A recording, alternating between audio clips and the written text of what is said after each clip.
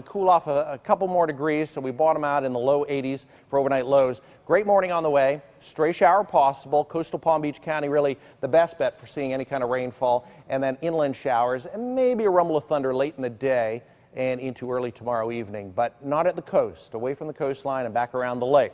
Hazy sky today. I don't know if you noticed it or not, but it's not that deep blue sky that we're so used to in South Florida. We saw a lot of haze, and it's all Saharan dust. It's shutting down our rain chances, and it'll be around for at least one more day.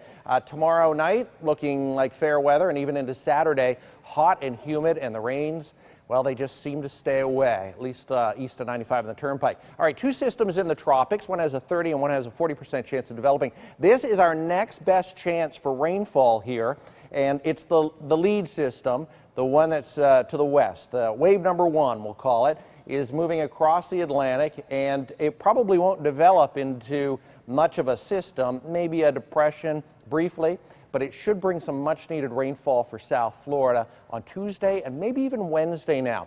But it probably won't develop into a strong storm or a hurricane or anything like that. Lots of dry air ahead of this. There's warm water. Upper level winds are marginally favorable for development. And our second system, it's going to have a tough road ahead too. So it'll probably stay as a weak system, maybe a depression by the weekend, but not lasting very long. Temperatures, daytime highs 90 to 92 right into early next week.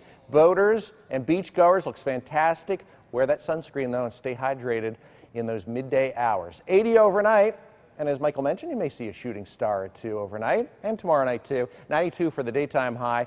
Summer heat kicking in, and it is around for Saturday, Sunday, and Monday.